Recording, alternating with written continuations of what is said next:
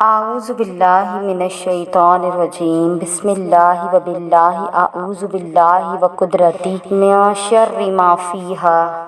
ہمارا آج کا ٹاپک ہے آپ خود کو بدصورت سمجھتے ہیں، آپ کے نزدیک حسن کیا ہے؟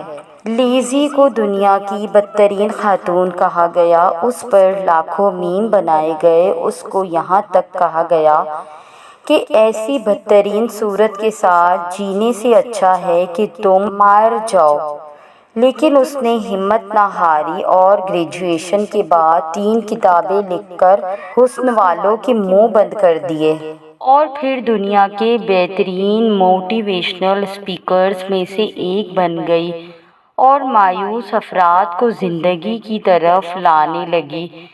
اسی طرح ایک شخصیت عالم اسلام میں بھی ہمیں ملتی ہے، جاحظ ان کا نام تھا اور اعتقاداً انہیں معتزلی بتایا گیا۔ وہ انتہائی بدصورت انسان تھے مگر انتہائی ذہین بھی تھے۔ جتنا انہیں بدصورت بتایا گیا وہ اس سے کہیں زیادہ عظیم عالم تھے۔ جاحظ کی بدصورتی کے متعلق ایک شعر میں یوں کہا گیا ہے کہ اگر خنزیر کی شکل کو دوبارہ مصنوع کیا جائے تو وہ پھر بھی جاحظ سے کم بدصورت ہوگا۔ اس سے آپ اندازہ لگائیے کہ انہیں دنیا یا پھر اس وقت کے لوگ کتنا بدصورت سمجھتے تھے۔ کسی نے جاحظ سے پوچھا کہ کیا آپ کبھی زندگی میں شرمندہ ہوئے ہیں؟ تو انہوں نے جواب میں کہا کہ ہاں، ایک بار میرے پاس ایک بوڑھی عورت آئی اور کہنے لگی کہ مجھے آپ سے ایک کام ہے، میرے ساتھ آئے۔ تو فرماتے ہیں کہ میں چلا گیا، وہ مجھے ایک سونار کے پاس لے گئی اور سونار کے سامنے مجھے کھڑا کر کے چلی گئی۔ میں نے سونار سے پوچھا کہ میرے لائق کوئی حکم؟ تو وہ سونار بتانے لگا کہ اس عورت نے مجھ سے تقاضا کیا کہ میں اس کو شیطان کی مورتی بنا کر دوں، مگر میں نے کہا کہ میں نے تو کبھی شیطان نہیں دیکھا۔ تو اس نے کہا کہ میں لے آتی ہوں شیطان کو، تم ویسی مورتی بنا دینا۔ پھر وہ آپ کو لے آئی۔ جاحظ فرماتے ہیں کہ زندگی میں یہ پہلا موقع تھا کہ میں شدید شرمندہ ہوا اور میرا چہرہ شرم سے جھک گیا۔ اس کے باوجود جاحظ علم کا پہاڑ تھے۔ جہاں کئی علوم اسلامیہ میں بلاغت کا ذکر ہوتا ہے تو جاحظ ایک ستون کی مانند کھڑے نظر آتے ہیں۔ پھر انہوں نے کبھی بھی اپنی بدصورتی کو حصول علم اور بڑا انسان بننے میں رکاوٹ نہ بننے دیا۔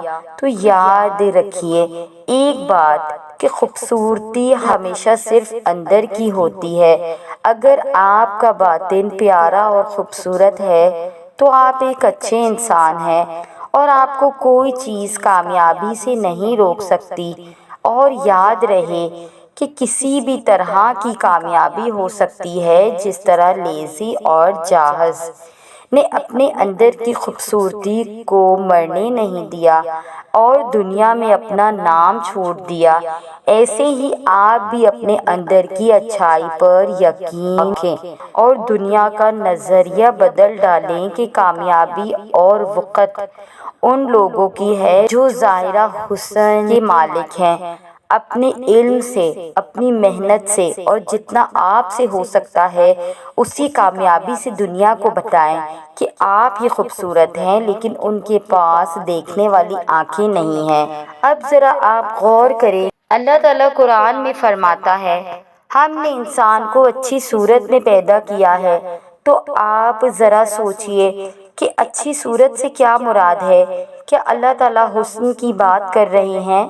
ہرگز نہیں، اللہ تعالیٰ انسان کی بات کر رہے ہیں۔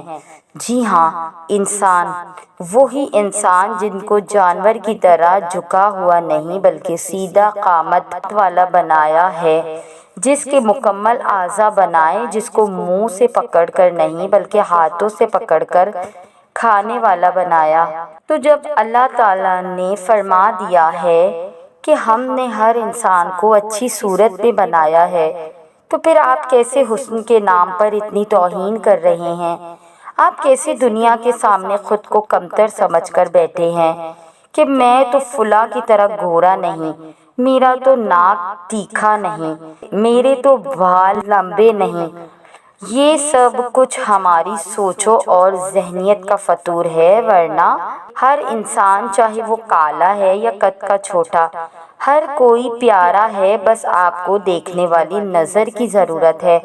اور میں چاہوں گی کہ ہم سب کو وہ نظر اپنے اندر پیدا کرنے کی ضرورت ہے، ورنہ یاد رکھیے کہ دل دکھانے کی سزا بہت سخت ملنے والی ہے۔ یہ تھی ہماری آج کی ویڈیو۔ آپ سے گزارش ہے کہ جنہوں نے ہمارے چینل کی اس سے پہلی ویڈیو نہیں دیکھی ہے وہ دیکھ لیں، اور ویڈیو پسند آنے کی صورت میں ہمارے چینل کو سبسکرائب کیجیے۔ اللہ آپ کو بہترین بدل عطا فرمائے، آمین ثم آمین۔